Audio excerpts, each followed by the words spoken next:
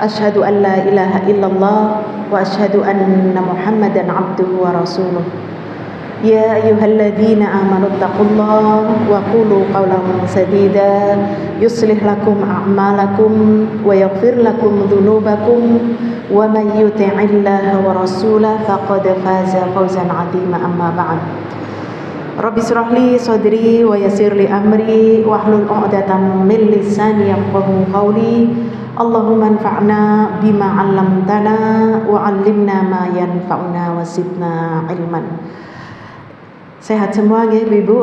Alhamdulillah.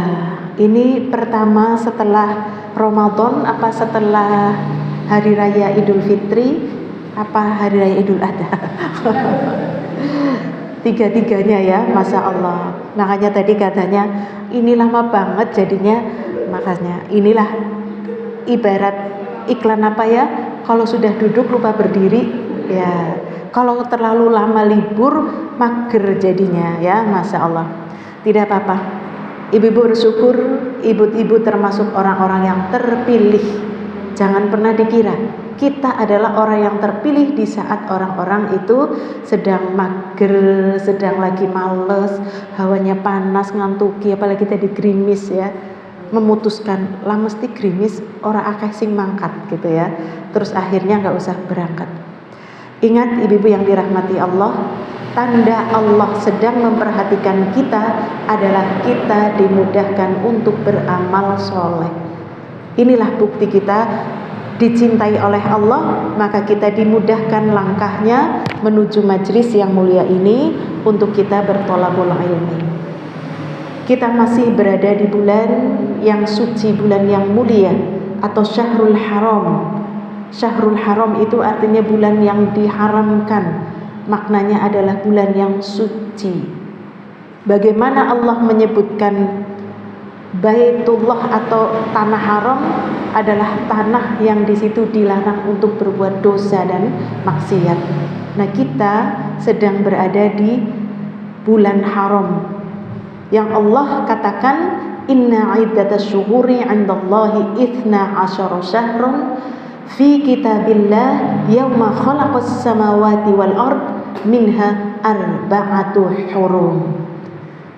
Bilangan bulan di sisi Allah ada 12 bulan. Ketika Allah menciptakan langit dan bumi, di antaranya adalah 4 bulan yang diharamkan. Ini arba'atu hurum, bulan 4 bulan yang haram, yaitu bulan Dzulqa'dah, Dzulhijjah, Muharram dan Rajab. 3 bulan ini kita sudah melewati Dzulqa'dah sudah, Dzulhijjah sudah, tanggal berapa ini? 22 ya, Masya Allah. Berarti sebentar lagi kita berada di bulan Muharram. Ini bulan dimana ketika kita melakukan amal soleh, di antaranya ini kita tolabul ilmi. Siapa yang beramal soleh di bulan-bulan haram, maka Allah akan melipat gandakan pahalanya. Masya Allah. Perkara sepele ringan datang ke majelis ilmu, kita akan dilipat gandakan oleh Allah Subhanahu wa Ta'ala. Apalagi dengan ya mungkin ya hawanya mungkin ada sebagian entah panas entah mendung ya. Masya Allah, males kita lama istirahat, bangun lagi kita bersemangat. Ingat, syukuri kita tengah diperhatikan oleh Allah, kita tengah disayang oleh Allah. Karena Rasul Shallallahu Alaihi Wasallam mengatakan, siapa yang dikehendaki baik oleh Allah, Allah akan berikan dia mudah untuk beramal soleh. Faqihu fiddin, faqih dalam urusan agamanya. Baik ibu-ibu yang dirahmati Allah, kita tentang bagaimana pendidikan terhadap anak-anak remaja kita ya. Masya Allah, mungkin kita memiliki anak-anak remaja di mana kita kadang-kadang bingung ya untuk menghadapi anak-anak remaja sekarang. Perlu kita ketahui ibu yang dirahmati Allah, anak-anak remaja kita ini adalah hasil estafet bagaimana pendidikan kita terhadap anak-anak di usia-usia sebelum baligh. Karena usia remaja ini adalah usia baligh ya, usia akil baligh. ya. Jadi nanti kita tahu apa sih bedanya akil, apa bedanya baligh gitu ya. Kenapa seorang disebut akil baligh? Nah, ini pendidikan anak di usia remaja ini ditentukan oleh bagaimana kita orang tua mendidik anak-anak kita di usia sebelum baligh, yaitu sebelum 10 tahun. Rasulullah sallallahu alaihi wasallam bersabda, "Muru auladakum bis sholati wa hum bi 7 sinin, wadribuhum wa hum bi 10 sinin, wa farriqu fil madaji'." Perintahkan anak-anakmu untuk sholat ketika ia berusia 7 tahun. Kemudian pukul anakmu jika dia telah berusia 10 tahun, dia belum melaksanakan sholat. Boleh pukul, tetapi dengan pukulan yang mendidik. Apa pendidikan anak di usia 0 sampai 7 tahun? Usia 0 sampai 7 tahun ini adalah usia emas. Anak-anak kita tidak ada yang disuruh, tapi anak-anak kita itu belajar menyaring dari apa yang dilihat, apa yang didengar, ya, apa yang dirasa oleh hati dari anak tersebut. Maka usia-usia seperti ini hendaklah orang tua itu lebih memperhatikan sebelum 7 tahun. Anak itu peniru yang hebat. Maka ketika melihat ayahnya sholat, ibunya sholat, ya dia seperti itu, ya. Anak-anak itu tidak ada perintah, tapi melihat, oh, yang namanya ayah tuh begitu dengar azan ke masjid toh. Oh, yang namanya ibu itu kalau ayah pulang bikin minum toh. Oh, yang namanya ibu itu kalau ayah datang pulang dari kerja tersenyum toh. Oh, kalau ini, nah, itu anak-anak itu belajarnya di usia 0 sampai 7 tahun itu seperti itu. Makanya kemarin saya melihat entah ini penemuan baru ya, karena memang gadget itu ada juga di akhir-akhir zaman sekarang ya Bu, sekitar ya 10 atau 12 tahun yang lalu lah. Masya Allah. Anak itu jangan diberi gadget atau HP atau televisi di bawah usia 2 tahun ya. Di bawah usia 2 tahun. Ini usia yang Masya Allah ya. Nah, ini bagaimana kita yang nanti punya cucu, dititipi cucu, Masya Allah. Bagaimana anak kita juga menitipkan cucunya itu ke rewang. Nah ini ya. Karena kita lihat banyak Bu, anak-anak yang dititipkan ke rewang pembantu, itu pembantu dia itu kerjanya harus yang ngepel ya cuci ya apa, masih ngomong anak ya. Maka ini jelas tidak akan kesait lah. Dan pada kenyataannya banyak pembantu itu memberikan anak tayangan-tayangan televisi ya, ataupun lihat gadget itu tadi. Yang penting anak dah lihat Upin Ipin terus begitu ya. Yang penting pekerjaan selesai. Dan waliyadzubillah, ada juga yang memberikan pendidikan kepada anak itu dari pembantu itu diberinya pil tidur, obat tidur ya, waliyadzubillah. Anaknya dia sudah mau pembantunya leyeh-leyeh, kalau sudah selesai yang penting babynya tidur terus ya. Nah ini jangan sampai orang tua berpendidikan S1, 2, 3 tetapi anaknya diasuh oleh mungkin seorang pembantu yang lulusan SD ya, dengan ucapannya yang kasar, dengan yang tidak memiliki adab. Kita orang tua kadang-kadang mencari uang hanya untuk bisa menggaji pembantu itu tadi. Ini sungguh rugi ya. Maka kita orang tua hendaklah cerdas. Anak itu adalah aset. Anak itu adalah harta yang sangat berharga sekali ya, karena Rasul sallallahu alaihi wasallam beliau bersabda, idza matal insanu in qata'a amaluhu illa min thalathin.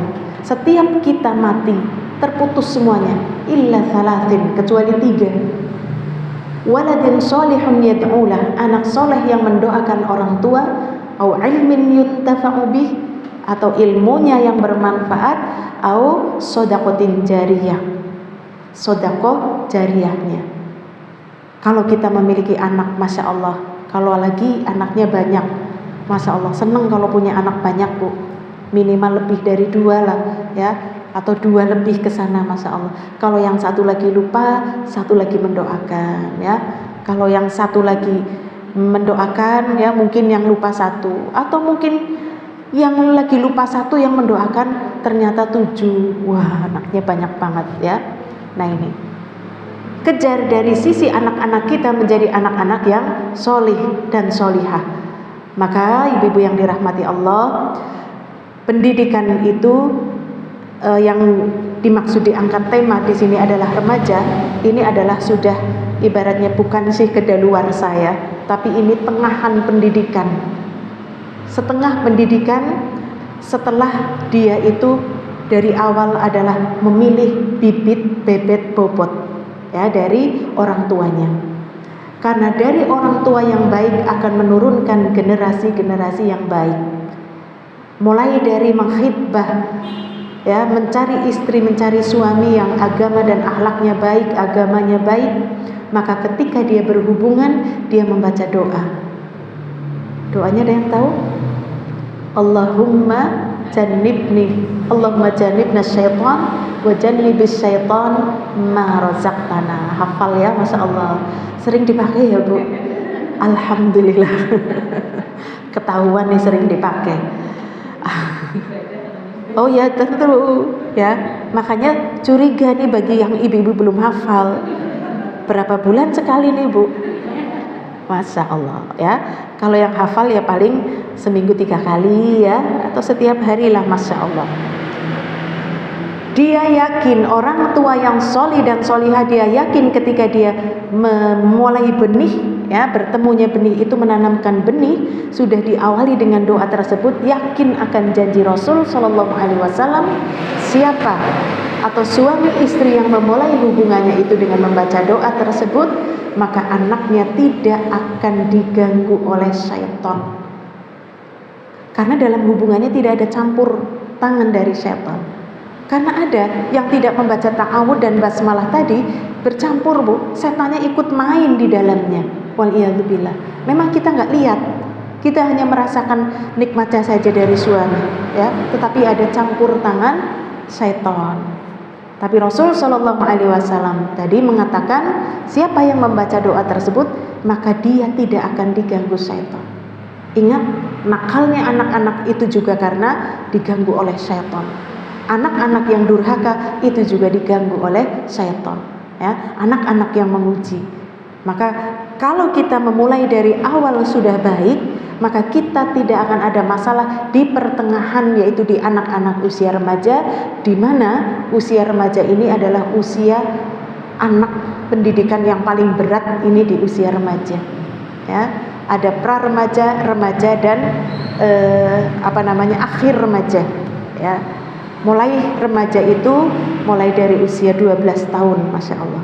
Itu sudah masuk usia remaja, karena anak-anak sudah mulai baligh. Yang perempuan dia sudah apa? Haid. Yang laki-laki dia sudah mimpi basah. Apakah dia sudah akil baligh? Belum. Dia baru baligh. Dia baru mengalami kedewasaan secara fisik. Hormonnya sudah mulai berkembang. Maka yang laki-laki suaranya sudah mulai berubah, ya, tinggi badannya, tumbuh cakun. Sementara perempuan dia mulai haid, ya, kemudian badannya sudah mulai gempal, payudaranya sudah mulai tumbuh. Itulah yang namanya baligh. Dia berkembang baru secara fisik. Apakah dia belum akil? Berbeda, Bu. Pada zaman Rasul Shallallahu Alaihi Wasallam, umur 9 tahun itu sudah akil baligh, ya, sudah akil baligh. Makanya Aisyah radhiyallahu an, ketika usia 6 tahun dia sudah dinikahi oleh Rasul Shallallahu Alaihi Wasallam. Tetapi dia belum digauli. Setelah usia 9 tahun dia sudah baligh, barulah digauli oleh Rasul Shallallahu Alaihi Wasallam. Kalau melihat zaman sekarang, masih bocah banget. Ibu tahu bagaimana Fatimah umur 3 tahun, bayangkan. Dia sudah bisa berorasi di depan kafir Quraisy. Di depan kafir Quraisy, Bu. Dia orasi sambil begini-begini. 3 tahun. Mana anak kita umur 3 tahun? Jangan keluar nak, sini gendong nak, mau kemana ambil nak, kau di sini saja nak. Ini Fatimah, usia 3 tahun dia sudah berorasi di depan kafir Quraisy, dia membela ayahnya, yang ayahnya sedang dilempari kotoran. Ini Fatimah sudah membersihkan, masya Allah. Lalu mengatakan abi, gitu ya, masya Allah. Dia menyayangi ayahnya. Dan dia marah kepada kafir Quraisy yang melempar kotoran di kepalanya ketika Rasul sujud. Nah, ini kan kematangan luar biasa. Sudahlah, kita tidak usah jauh-jauh di zaman Rasul Shallallahu Alaihi Wasallam. Di zaman kita lah ya Bu, orang umur 15 tahun itu sudah akil dan sudah balik. Orang tua kita Bu, orang tua saya sih, bukan kita lah ya. Orang tua saya tuh menikah usia 16 tahun Bu, masya Allah. Saat itu dia sudah akil balik, dia sudah pinter masak, kata ibu ya, kata eyang, ini ibumu, wah gitu ya, ini sudah pinter masak, sudah pinter ini, sudah becer, sudah ini, masya Allah ya. Ya seperti kita lah, kita itu didikan orang tua zaman dahulu. Ketika kita usia 15 tahun, kita sudah head itu dulu di zaman saya itu head itu SMP ya Bu, SMP kelas 3. Sekarang SD kelas 4. SD kelas 4 sudah haid. Dulu SMP lah ya, entah kelas 2, ada yang kelas 3. Masya Allah. Di usia SMP kelas 3 dahulu, usia 15, itu kita sudah apa? Sudah punya tanggung jawab Bu. Saya punya adik 2, kakak 2, semua laki-laki. Laki-laki kan gak mungkin masak. Nah, itu saya sudah dikasih becer, habis becer dimasak gitu ya, masya Allah. Sudah masak untuk keluarga. Kemudian sudah nyuci baju, masya Allah. Sudah matang ya. Tetapi anak kita, masya Allah, di usia 20 tahun ke atas ya, masih makan saja disuapi. Kamu mau apa? Mau makan apa? Pilih apa? Sini ibu masakan, masya Allah. Kenyataannya begitu ya. Padahal sekarang zamannya itu lebih dahsyat. Mereka sudah balik, secara fisik dia besar, secara fisik dia sudah gagah, tetapi dia belum akil, kedewasaan mentalnya dia itu masih kurang ya. Umur 17 tahun dia tidak tahu empati simpati, dia nggak tahu kalau ibunya kesulitan dia harus nolong gimana, masih diem saja. Baru ketika ibunya, mas ini bok ibu ditolong, tolong apa gitu ya, masya Allah. Ada pula yang dia sudah mahasiswa ya, sudah usia 19 tahun, 20 tahun ya. Dia masih ketika disuruh ayahnya, sudah sana kamu ke sana, naruh ini undangan, nanti bilang ya sama yang dikasih, bilang nanti begini. Lah panjang banget lah, ngasih tok ya, ngasih tok, nah gitu. Dia belum matang ya, tapi dia sudah balik, tapi dia belum akil balik. Nah inilah zaman kita sekarang. Maka ibu-ibu yang dirahmati Allah, bagaimana sikap kita orang tua terhadap anak-anak ya di usia-usia remaja ini. Karena usia remaja ini subhanallah, Rasulullah Shallallahu Alaihi Wasallam ketika itu memberikan wasiat kepada seorang pemuda ya, namanya Abbas. Dia itu diberi wasiat, wahai Abbas, kun fid dunya kal ghuraba aw abiris sabil. Kepada Ibnu Umar tadi ya, kepada Ibnu Umar, kun fid dunya kal ghuraba. Wahai Ibnu Umar, jadilah kau di dunia ini seperti orang asing. Aw abiris sabil ya, atau orang yang sedang dalam perjalanan, musafir. Yang pertama kun fid dunya kal ghuraba. Yang pertama, jadilah kau orang asing. Yang kedua, jadilah seperti musafir. Ini usia 12. Tetapi Rasul Shallallahu Alaihi Wasallam di sini mengatakan dia memberikan wasiat kepada remaja. Jadi usia 12 itu sudah masuk remaja Bu ya. Nanti ada remaja awal yaitu 12, nanti ada mulailah 17 sampai 19 itu sudah mulai remaja pertengahan, mulai di atas 20 itu sudah mulai remaja akhir, ya, mau memasuki dewasa. Pada zaman sekarang, Bu, karena anak-anak kita yang berusia sudah 20 tahun, dia belum dewasa, ya. Dia secara fisik sudah dewasa gitu fisiknya, tapi mentalnya itu belum. Dia masih, kalau ada masalah dia lari ke orang tuanya, ya. Dia bingung, dia nggak bisa memecahkan masalah. Nah, ini orang-orang remaja zaman sekarang. Ini Rasul Shallallahu Alaihi Wasallam memberikan wasiat, jadilah kau di dunia ini seperti orang asing. Apa itu artinya orang asing? Orang asing itu adalah orang yang dia itu sendirian. Orang yang dia sendirian dalam ketaatan kepada Allah, dalam berpegang teguh di dalam syariat Islam, ya, dalam dia di zaman orang-orang kebanyakan tidak melakukannya. Ini wasiat Rasul Shallallahu Alaihi Wasallam kepada para remaja. Di sini adalah kepada seorang remaja, yaitu Abdullah bin Umar. Beliau mengatakan, di sekarang itu lagi zamannya, ini zaman Rasul loh, Bu, zaman Rasul Shallallahu Alaihi Wasallam. Jadilah kok orang asing. Asing itu artinya sedikit, tidak banyak, sendirian, ya. Kemudian apa, Bu, orang asing? Identik dengan apa? Banyak yang tidak melakukan, itulah asing. Kebanyakan wong pada begitu, kok dewek begitu. Nah, itulah orang asing. Tetapi yang dimaksud dengan orang asing di sini adalah orang yang dia berpegang teguh kepada syariat Islam, orang yang dia bertakwa kepada Allah. Sekarang anak-anak remaja banyak loh, Bu. Di saat mereka sedang hura-hura, senang dengan masa remajanya, yang mereka mengaku dia sedang mencari jati diri.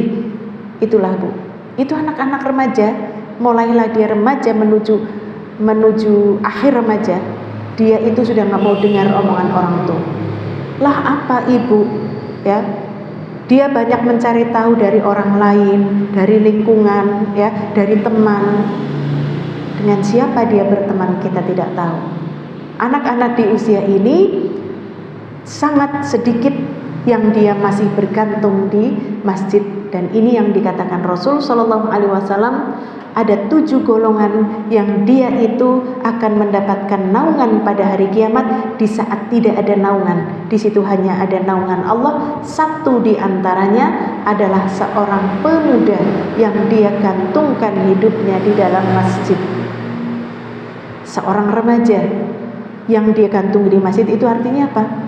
Dia tidak pernah meninggalkan sholat, dia tetap belajar agama, dia tetap menjalankan syariat, dia menjaga kehormatannya. Masya Allah, ini adalah orang yang akan mendapatkan naungan pada hari kiamat di saat tidak ada naungan.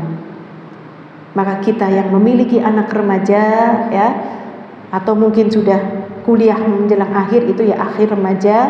Nah, ini bagaimana kita itu kadang lagi mulai bingung ini, ya.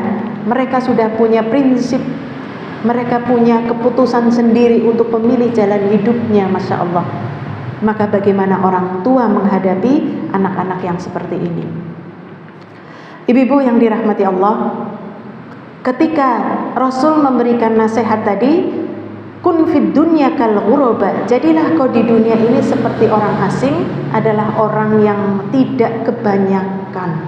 Ibu-ibu jalan coba ya, Bu, hari Sabtu, malam Sabtu atau malam Ahad, jalan-jalan ke kafe dan lihat di masjid. Banyakkan kafe itu penuh dengan remaja-remaja, ya, anak-anak mahasiswa, anak-anak SMA, Masya Allah. Bahkan SMP saja sudah mulai tongkrongan di kafe-kafe. Di waktu yang bersamaan antara maghrib dan isya, lihat masjid, Masya Allah. Kebanyakan orang tua, tapi ingat ada anak remaja. Inilah anak yang ghuraba, inilah anak yang asing, yang sendiri, Masya Allah, ya. Waktu itu saya lagi berhenti di masjid mana, di waktu maghrib, Masya Allah, ada ya remaja naik motor bawa adiknya yang masih kecil, ada ayahnya dengan boncengan dengan anaknya yang di depan, anaknya mungkin usia SMA lah, Masya Allah. Inilah orang yang asing, sedikit dibanding dengan orang-orang yang duduk tongkrongan di kafe-kafe. Lalu Rasulullah SAW menambahkan, "Awabiris sabil." Hendaklah engkau di dunia ini seperti orang seperti musafir. Kalau tadi seperti orang asing, yang kedua ini seperti musafir, orang yang dalam perjalanan. Kalau orang Jawa bahasanya itu kita urip we mong numpang ngombe gitu ya, numpang ngombe, numpang istirahat. Nah, inilah maknanya hidup di dunia ini, hendaklah engkau itu seperti musafir. Pernah enggak Bu, kita safar mau menuju tujuan, contoh kita mau ke Jogja, ketika mampir di pom bensin, langsung di pom bensin itu bangun rumah, di rest area itu di sana aku mau bangun rumah lagi ya misalkan. Karena ini lagi safar, pasti hanya numpang. Kalau nggak buang air kecil di pom bensin, air besar sudah. Rest area mungkin sholat, mungkin makan, sudah. Inilah yang disebut dengan hendaklah engkau di dunia ini seperti musafir. Tidak sedikit pun punya keinginan di mana ia tinggal dalam perjalanan berpindah-pindah ini, tidak ada keinginan untuk hidup selama-lamanya di situ. Dan pada kenyataannya kita di dunia ini tidak akan pernah hidup selama-lamanya. Tetap ada batasan. Batasannya kita mau hidup berapa lama kata Rasul? 60 sampai 70 tahun.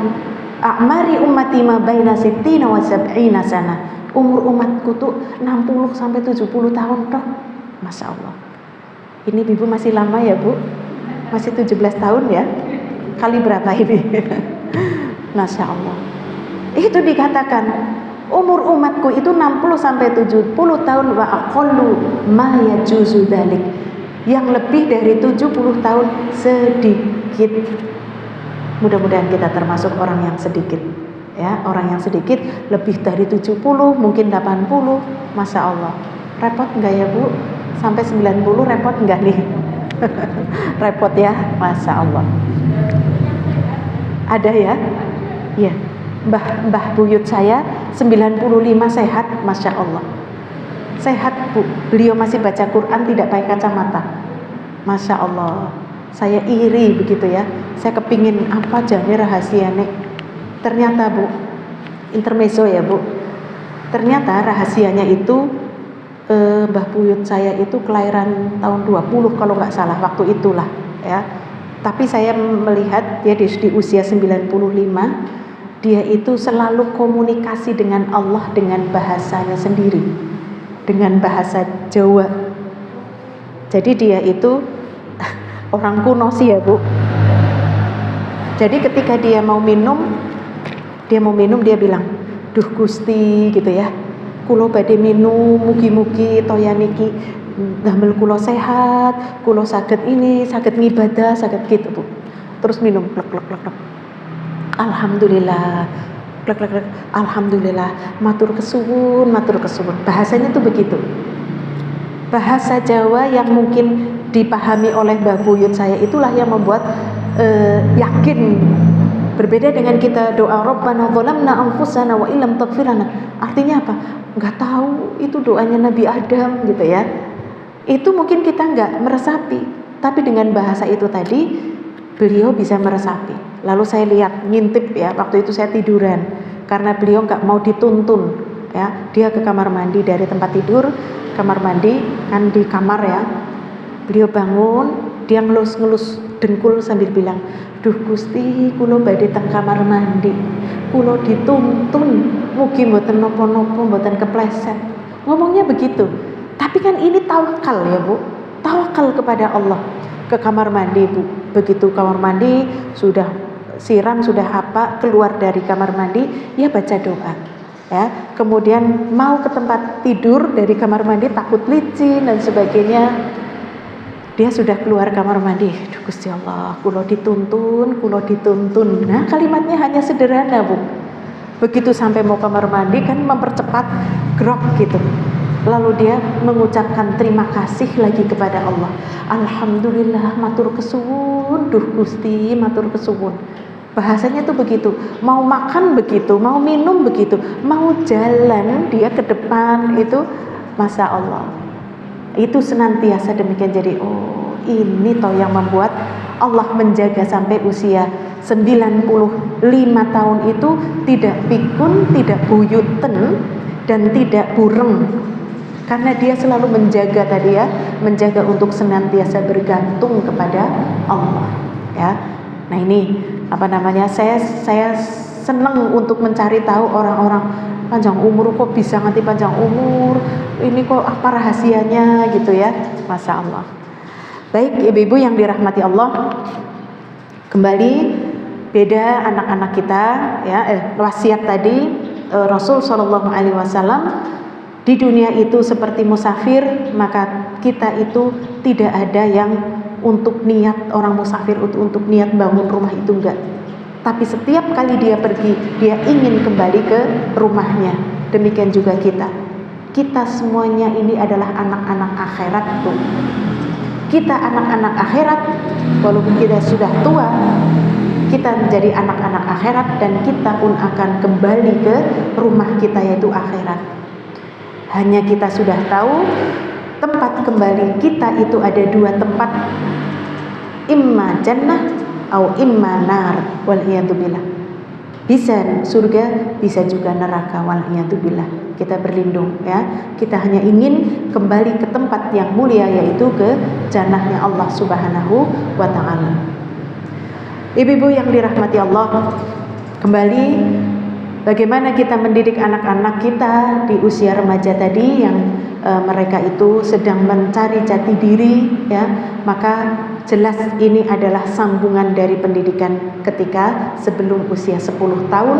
Kalau kita ittiba kepada Rasul Shallallahu Alaihi Wasallam ketika muru auladakum bis sholat, perintahkan anak-anakmu sholat. Ini ternyata dari usia 7 sampai 10 tahun itu berapa tahun? 3 tahun. 3 tahun lamanya kita perintah anak kita sholat. Ini maknanya bukan sholat dok ya, yang puasa ya puasa, yang amar ma'ruf ya amar ma'ruf. Tapi di sini memang perintahnya adalah muru auladakum bis sholat, dengan sholat. Karena sholat yang dikatakan oleh Allah, inna sholata tanha anil fahsya'i wal munkar. Sholat itu mencegah daripada perbuatan keji dan mungkar. Ternyata Bu, kita memerintahkan anak selama 3 tahun kali 12 kali 30 kali 5. Berapa kali Bu? 5.400 kali kita bilang, nak sholat, nak sholat. Ail apa enggak Bu? Ail. Karena perintah kok 5.400 kali. Tapi itu dipipil Bu selama 3 tahun.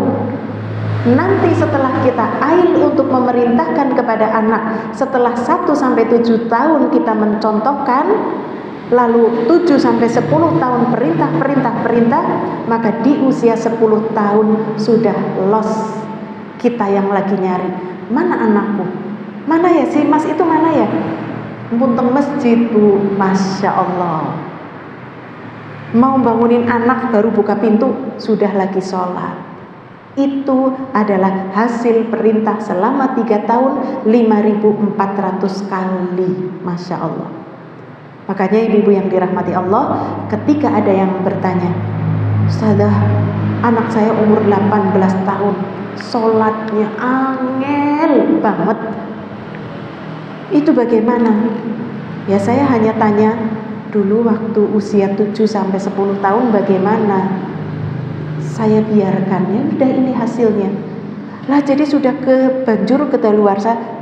Tidak, masih bisa ya, masih bisa. Kita terus, kalau anak-anak di usia sudah seperti itu memang sudah ibaratnya seperti mau bilang kedaluarsa, tapi tidak bagi orang tua yang memiliki senjata doa. Ad-doa silahul mu'min, senjata bagi orang yang mukmin itu adalah doa. Terus berdoa. Yakin setiap kali doa yang kita panjatkan kepada Allah, Allah ijabah. Tidak pekan ini ya, pekan depan. Pekan depan belum, ya bulan depan. Bulan depan belum, ya tahun depan. Masya Allah, Allah pasti mengijabai. Suwe temen, sabar, doa terus, doa, perintahkan, beri dia kasih sayang, ya. Tidak tahun depannya, mungkin 5 tahun lagi. Masya Allah. Saya pernah cerita, ada seorang laki-laki berusia 65 tahun, beliau lagi curhat sama Ustadz, umur saya 65 tahun.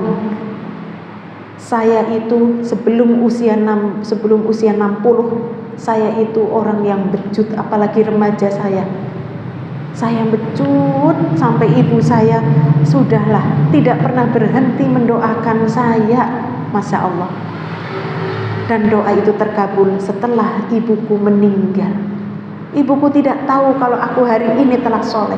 Tahu, doamu sampai untuk orang tuamu.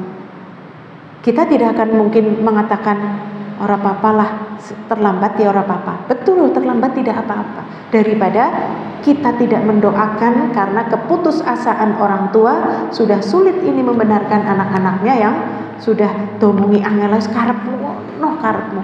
Aku kalau ngomongi malah jadi padu. Jangan. Ibu punya senjata. Doa yang tidak pernah tertolak adalah doa ibu terhadap anaknya. Justru ibu, ketika ibu sedang didolimi, Masya Allah. Makanya ini bu, ini juga senjata nih bu. Saya kasih bocoran ya, bisik-bisik ya bu.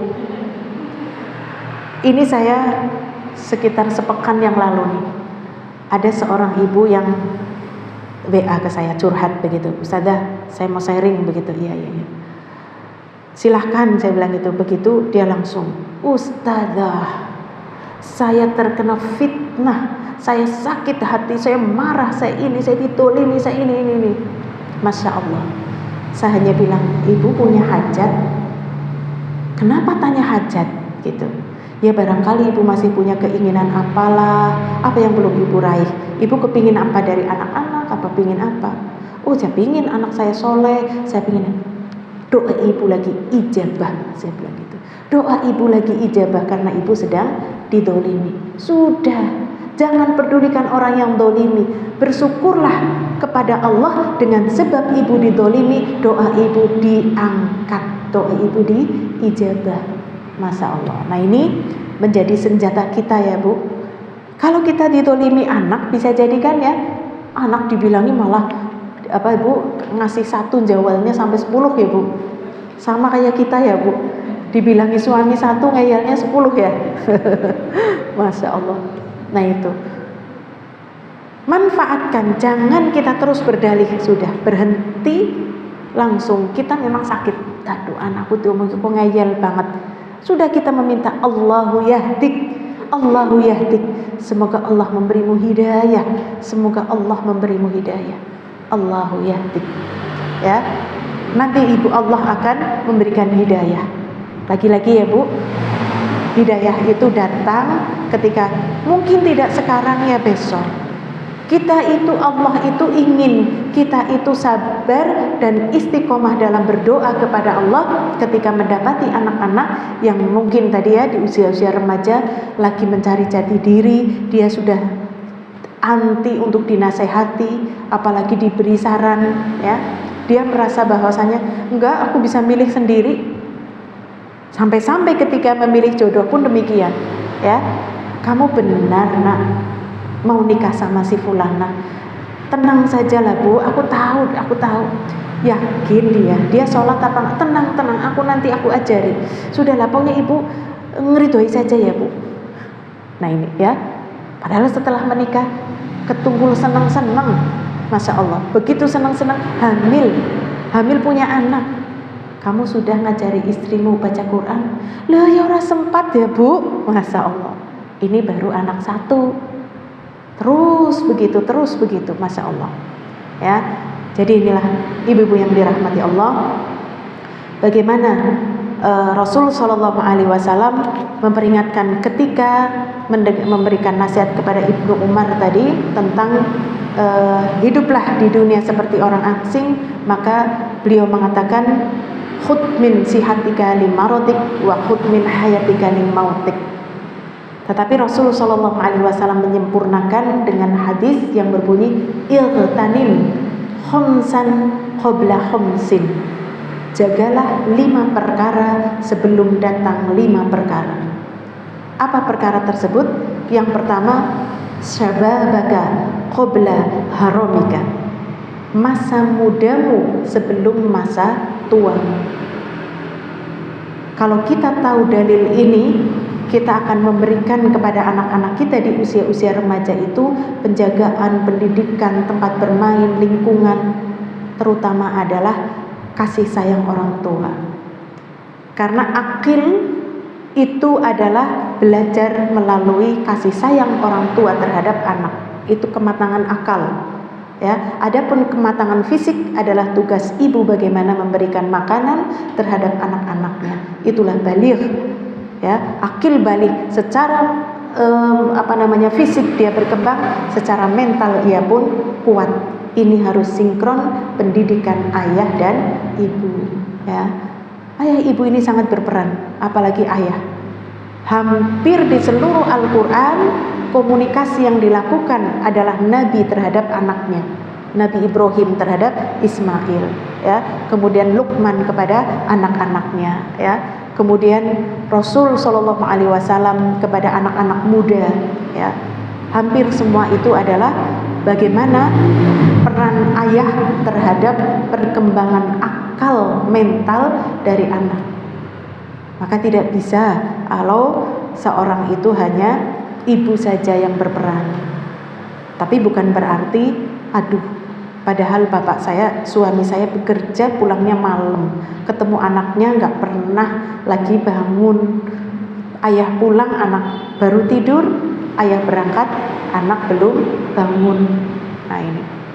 Tapi insya Allah di Purwokerto Tengah tidak ya.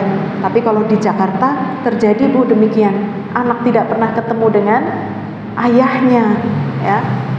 Maka jadikan quality time yang bagus, bagaimana menjadikan waktu yang terbaik antara ayah, ibu, dan anak-anak. Jadikan weekend, hari-hari yang baik ini, Masya Allah, akan menguatkan mental. Terutama ibu-ibu yang dirahmati Allah, anak perempuan.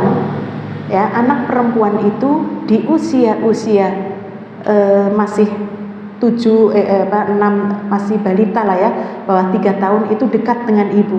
Tapi begitu dia sudah mulai menganjak awal remaja, pra-remaja, yaitu 9-10, itu dekat dengan orang tuanya. Makanya kedekatan anak dengan orang tuanya itulah yang menjadikan anak itu akan mencari nanti sosok figur dari ayahnya ketika dia merasa nyaman dengan ayahnya. Ayahku penyabar, ayahku sayang, ayahku gak pernah marah, ayahku senantiasa memberi solusi, ayahku. Nanti dia akan mencari sosok, dan itu menumbuhkan anak itu menjadi anak yang percaya diri. Masya Allah, ya. Karena tetap berbeda pengaruh pendidikan pure yang ibu rumah tangga dengan pure seorang ibu sebagai single parent atau ayah dan ibu, ya. Di sini akan ada kerjasama.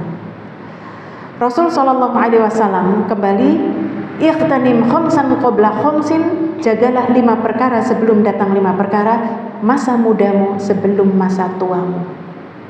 Karena kita tahu, ibu-ibu yang dirahmati Allah, masa muda itu adalah masa di mana seorang itu aktif, produktif, kreatif. Kalau di masa-masa ini mereka itu mager, kerjaannya HP terus, bangunnya ini. Bagaimana dia ketika akil balik di usia 25 ada rasa tanggung jawab. Nah ini juga Masya Allah ya, pengaruh daripada HP ini sangat dahsyat Bu.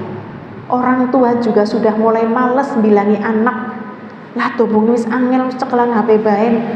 Kita ngomonginnya juga sambil HP nggak HP. Mas, sholat mas, mas, nggih. Terus HP lagi. Ini orang tuanya loh yang ngasih tahu. Lalu bagaimana anaknya nggak melirik? Oh, kirain merintah beneran. Ya itu pikirannya begitu. Ya, ternyata merintahnya hanya main-main, nggak serius, buang terus pegang HP lagi. Belum lagi ayahnya, azan dikumandangkan, masih saja juga di depan televisi, main gadget dan sebagainya. Nah ini mau tidak mau pembelajaran ini dilihat oleh anak, terus dia akan meniru persis ya.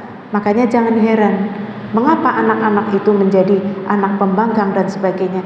Jangan salahkan dia, langsung salahkan diri kita.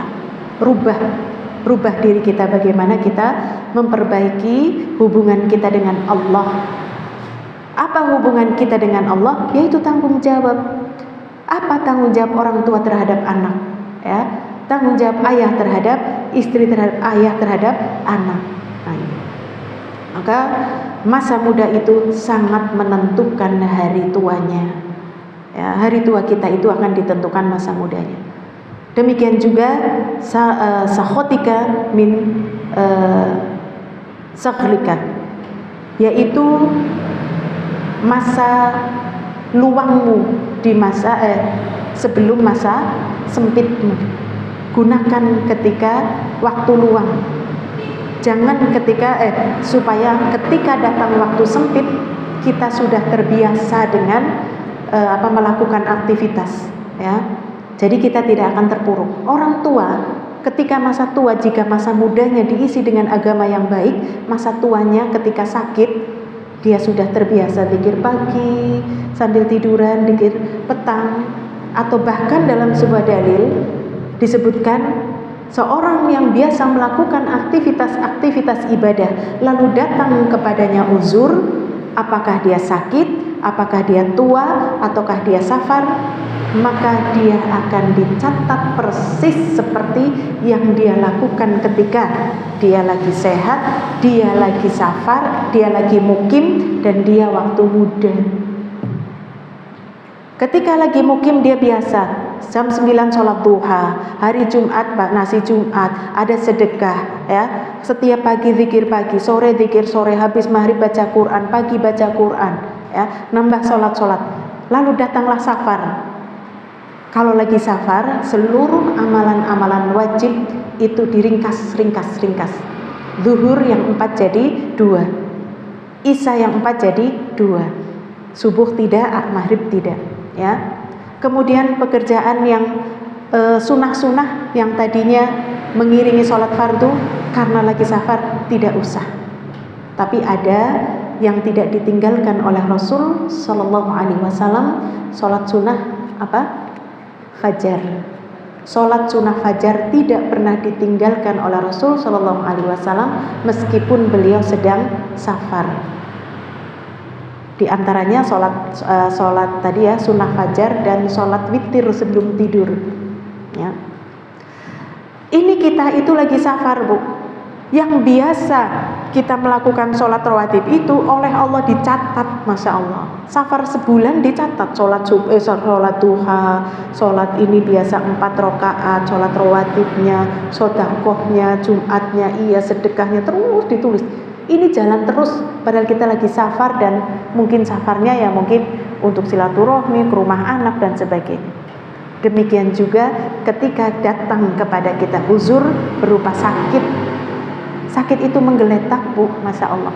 Tapi Allah mencatat, ini setiap hari ini lagi kajian di sini, hari ini di sini, hari ini di sini, paginya ini sholat duha ini, semua dicatat. Kita lagi tergeletak di kamar.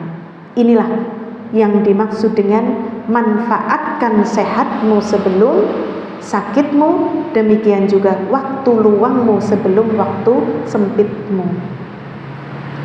Jangan kita seperti orang-orang yang ketika datang waktu sempit, yaitu ajal mau datang, baru kita akan mengatakan, sudah tinggal nazak saja mengatakan, itu nanti ya, harta yang itu untuk ini, yang sudah tidak berlaku lagi.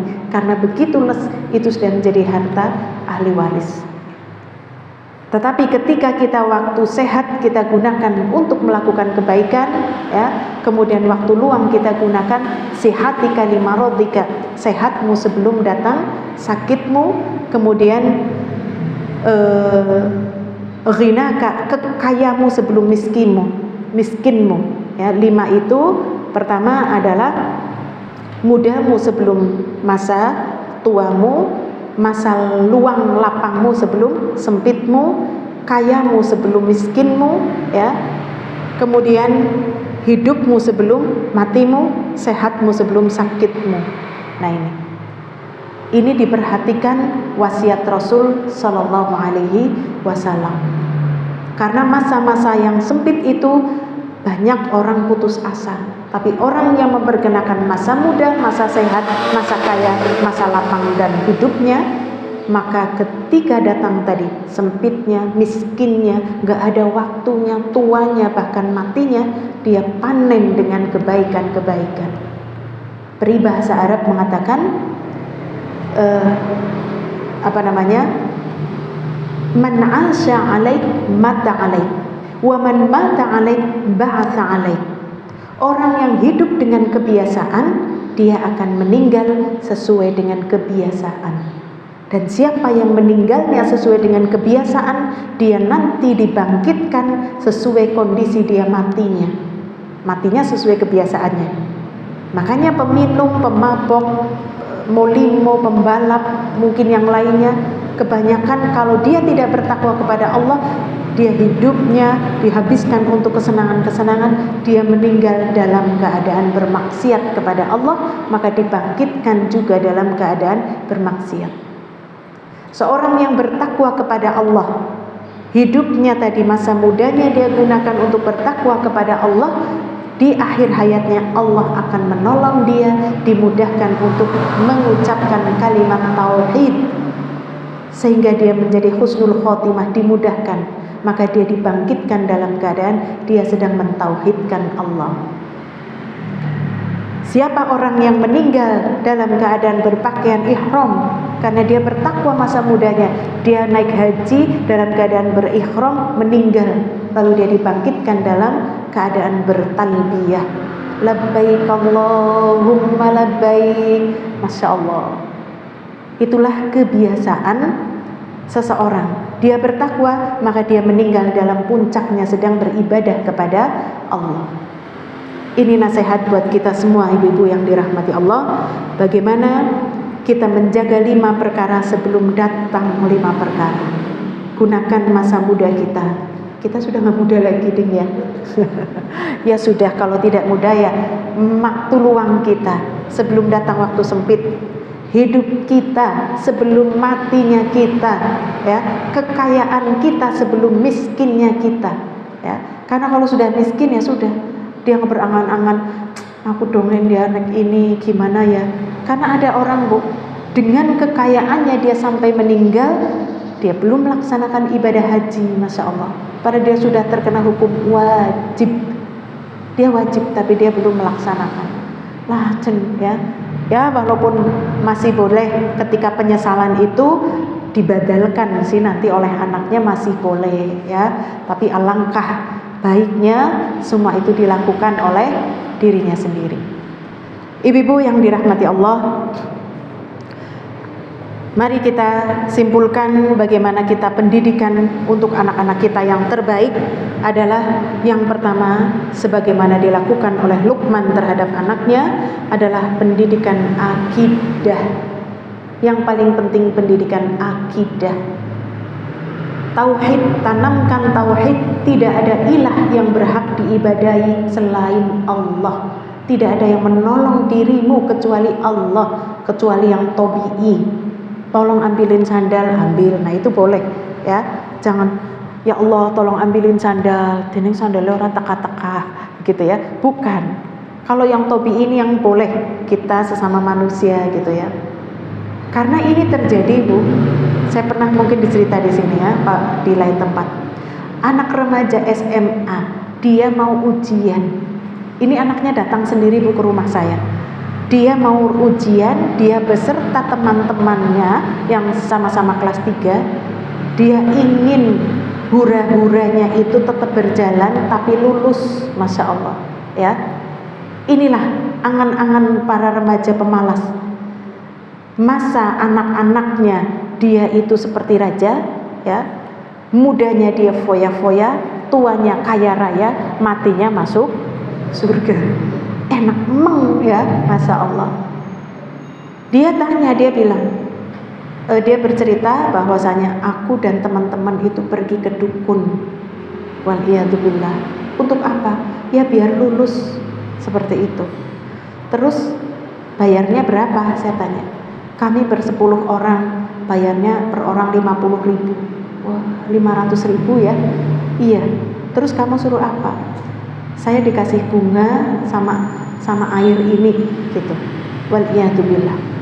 Inilah Bu, anak-anak yang mereka mencari jati diri sendiri yang tidak diajarkan tauhid oleh orang tuanya, maka dia pun berteman dengan teman-teman yang buruk, ya. Demikian juga fatwanya adalah fatwa yang sesat itu tadi. Yuk pada maring dukun jere kayak bisa lulus senang. Terus saya tanya, terus kamu lulus enggak? Lulus. Saya bilang alhamdulillah, sekarang kayaknya enggak ada anak enggak lulus. Mau bodoh saja lulus ya, kecuali yang bodoh kebangetan baru, yang punya kebutuhan khusus baru, ya. Masya Allah, saya bilang kamu telah melakukan kesirikan, kamu melakukan kesirikan. Nah ini, banyak remaja-remaja yang mereka, orang tua tidak tahu Bu. Ini anak dia datang ke rumah saya karena dia tahu kalau orang tuanya itu kalau mencari solusi, dia suka tanya ke saya. Dia bilang jangan bilang ke mamahku ya, dia bilang gitu. Masya Allah. Ya sudah, saya tidak akan bilang. Tapi Allah Maha tahu. Sekarang kau taubat yang dengan benar, taubatan nasuha. Caranya gimana? Mudah sudah. Kau taubati dan sama sekali merasa menyesal, berjanji untuk tidak mengulangi, dan benar-benar kamu pegang kuat untuk meninggalkannya. Ya. Nah ini. Jadi ajarkan kepada anak itu tauhid sebagaimana Luqman mengajarkan kepada anaknya, ya bunayya la tusyrik billah innasyirka la dzulmun adzim. Wahai anakku, jangan kau menyekutukan Allah ya, karena menyekutukan Allah itu dosa yang sangat besar. Ada orang tua yang sudah mengajarkan ini kepada anak-anaknya? Sudahlah ya, insya Allah lah ya, dalam doa lah ya. Atau kita menitipkan anak-anak kita di sekolah agama yang baik, pasti dia di sana diajarkan akidah, akhlak, ya. Akidah ini tadi bagaimana kuatnya kita menjelaskan bahaya syirik, menjelaskan tentang sifat Allah, membiasakan merasa diawasi oleh Allah, percaya dengan takdir Allah. Nah ini harus dinasehati kepada anak Bu. Masya Allah. Jadi saya itu kalau mempelajari kepada anak itu, kalau lagi naik mobil bareng Bu, saya nasihati untuk beriman kepada takdir. Ya, awalnya berbek ya, mungkin saya selalu ngomong, soalnya saya nggak ada waktu sengaja. Sini nak duduk bareng, ya. Ibu kasih nasihat, dia nggak mau. Tapi kalau lagi duduk bareng, nyetir bareng, jejeran, kan dia mau lari kemana coba, ya kan? Sudah disitulah. Tapi nggak usah banyak-banyak. Tahu nggak, Allah mentakdirkan kita hari ini nih, ini sudah tercatat 50.000 tahun sebelum Allah menciptakan langit dan bumi. Jadi kamu tadi nggak usah marah-marah. Ada orang di depan, mak-mak powernya gimana Bu? Riting kanan belok kiri gitu kan ya. Nah yang belok kanan marah-marah, nggak usah marah gitu ya. Ini takdir, tahu nggak? Ini supaya Allah ingin tahu bagaimana reaksimu. Kau marah, kau ngedumel, kau merasa diri benar, atau kamu bersabar. Jadi setiap kali ada masalah, itu Allah lagi ngetes kamu tuh imannya dusta atau jujur. Iya gitu ya. Awalnya begitu Bu, tapi pelan, sering diulangi. Akhirnya dia sudah tahu ketika saya bilang begini, Mbak, kenapa ini nih? Memang ibu nggak tahu, ini kan sudah takdir Allah. Oh iya.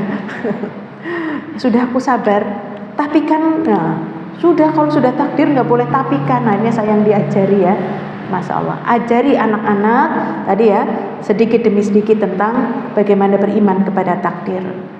Kemudian jangan lupa berikan tauladan Bagaimana orang tua memberikan teladan hatta anak-anak kita sudah dewasa. Walaupun sudah dewasa, tunjukkan kebaktian seorang istri kepada suami, ya, seorang ibu yang dia baik kepada ayahnya, itu akan menunjukkan ketika ayah marah, ibu kok diem saja sih dimarahi sama ayah. Nanti kalau ibu ikut bicara, nanti ininya tambah panjang. Diem. Nanti pada saat kita lagi minum kopi bareng, sampaikan bahwa yang benar itu ibu akan disampaikan. Dia melihat, oh iya.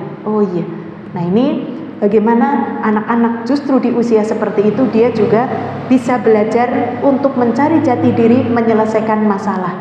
Dari bagaimana sikap orang tua ketika diskusi, ketika ada perselisihan, anak itu juga akan meniru.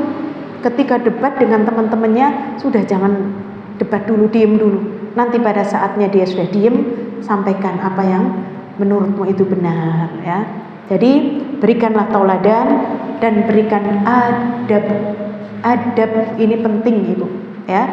Karena Rasul sallallahu alaihi wasallam memerintahkan adibu, belajarlah adab, ya, sebelum belajar ilmu. Sebelum belajar ilmu. Nah, ini penting, Bu. Para sahabat mereka belajar adab 30 tahun sebelum belajar ilmu. Makanya kalau dia adabnya sudah jalan, Masya Allah, ilmunya meresap, terus meresap, ya. Contoh ya, termasuk adab menuntut ilmu, ya, adab menjadi adab berpakaian, adab bergaul, adab dengan ini, adab-adab, ya. Nah ini juga orang tua juga memberikan adab yang baik kepada anak hatta sudah usia dewasa, ya, walaupun ini sejak dari kecil.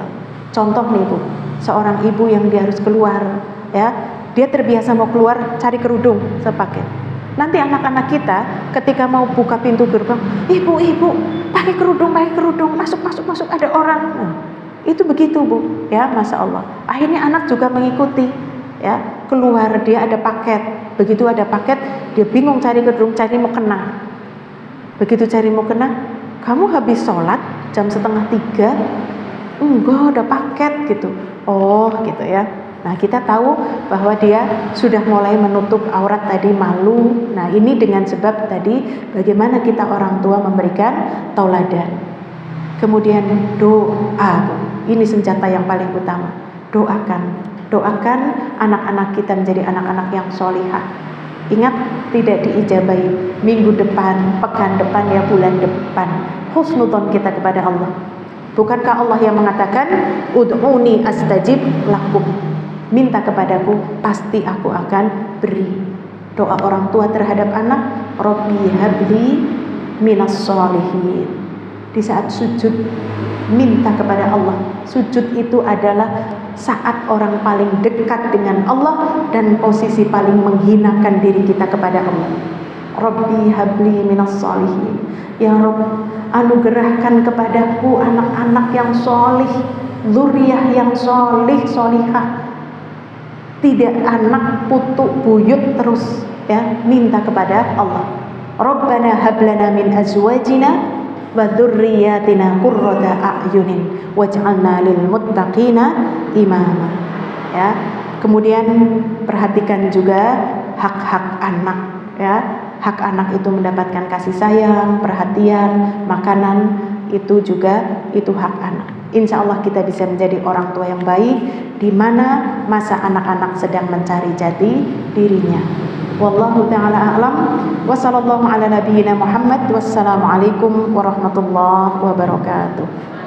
Waalaikumsalam warahmatullahi wabarakatuh.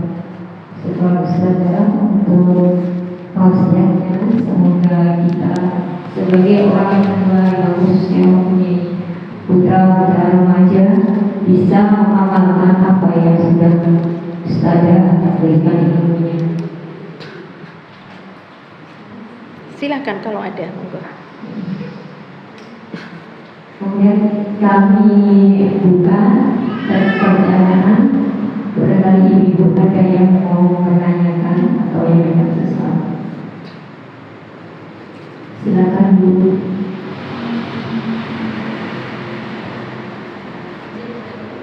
Oh iya silakan. Ya. Apakah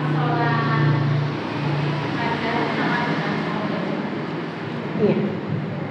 Oh itu pertanyaannya. Ya, sholat fajar sama dengan qobliyah subuh. Sholat sunnah fajar dilakukan setelah dikumandangkan azan. Jadi jangan sebelum azan. Karena kemarin saya juga ketemu dengan orang, saya itu melakukan 2 rakaat sebelum azan. Ya, itu sholat apa? Saya bilang gitu. Apakah witir yang terakhir? Bukan. Sholat sunnah fajar. Sunnah fajar itu sama dengan qobliyah subuh. Jadi dilakukan setelah azan subuh. Begitu Bu, wallahu a'lam. Ya. Ada lagi Bu?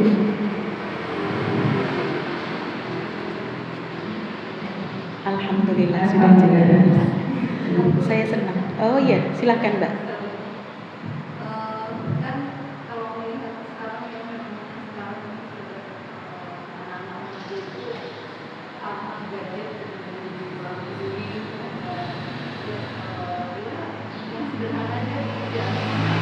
Iya betul.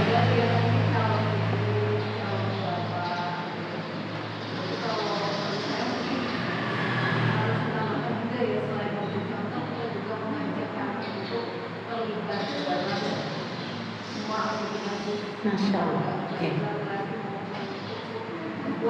Iya iya.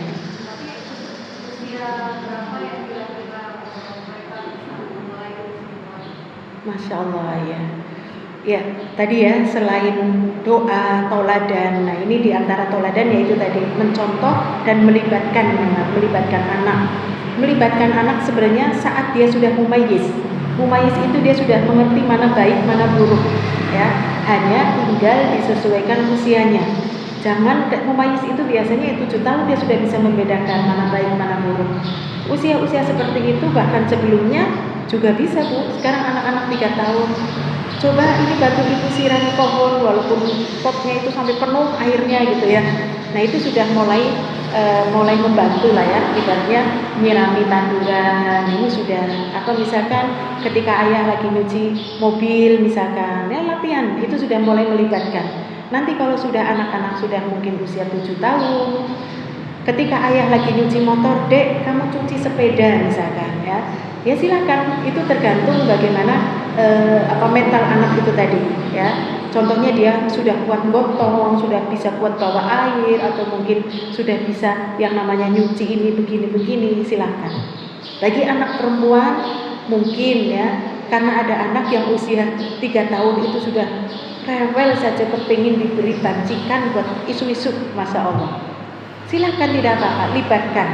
Awalnya mungkin piringnya piring yang melamin saja lah ya, melamin. Habis itu silahkan kamu mau latihan yang pecah-pecah. Asalkan kita punya syarat, kalau dia pecah kita nggak boleh marah, karena yang namanya latihan itu ya harus begitu. Mau kotor, mau ada yang pecah, mau ada apa. Tapi itu biasanya akan menjadi dia lebih hati-hati. Jadi tergantung usia tadi ya.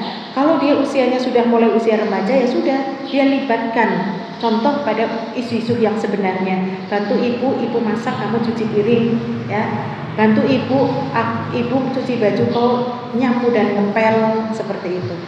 Mungkin tidak seluruhnya dahulu lah ya untuk nyapu. Cara nyapu, Masya Allah anak-anak sekarang Bu, pegang sapu saja masih salah Bu. Pegang sapu itu di ujung, kemudian berdirinya tegak, sapunya gini, ser. Ya sudah akhirnya mabrah ya, Masya Allah. Kita ngajarin, badannya dibungkukan, pegangnya agak ke bawah, caranya begini, jadi nekat. Nanti kalau dia sudah benar, kita puji, Masya Allah, anakku sudah pintar. Walaupun ketika anaknya masuk kamar kita nyapu lagi, bener Janik. Nah, iya Bu betul. Tapi kita puji atas prestasinya. Nanti kalau sudah berkali-kali begitu, coba Mbak sekarang lebih teliti lagi. Sapunya kolong-kolong di sapu. Begini caranya. Oh gitu ya, iya. Ya. Habis itu coba kau perhatikan sudah bersih belum? Sudah. Sekarang coba kamu pakai kain pel, nanti di situ ada sisa debu-debu enggak? Nanti kalau sudah sisa, oh iya, berarti masih kotor ya? Iya, kamu kurang nekan. Nah, terus latihan. Apalagi kalau sudah mau usia mau pranikah, Masya Allah. Nah, sebentar lagi kau akan hidup dengan orang lain. Kalau ibu yang merewel, kau masih rela, Gus biasa ibuku rewel. Tapi nanti mertuamu mengatakan ini, kau pasti sakit hati. Jadi jangan sampai kau tersinggung. Jadi sekarang ada hikmahnya ibu memberikan pengajaran. Nah ini kita memberikan, ya. Saya juga selalu berikan anak saya yang sudah dewasa juga demikian, ya. Ingat kau nanti akan hidup mungkin bersama mertuamu, ada iparmu, ya. Yang kita nggak tahu mungkin dia lebih rajin, ya. Atau mungkin orang tua yang sangat ini kotor banget. Nanti kamu akan sakit hati kalau sebentar-bentar dikritik. Maka butuh latihan-latihan. Begitu Bu, wallah.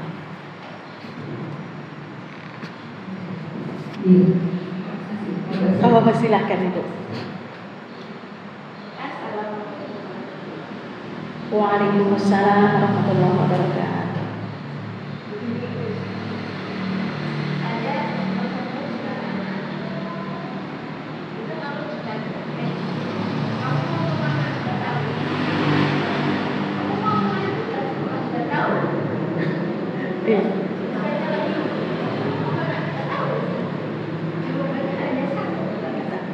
Masya Allah.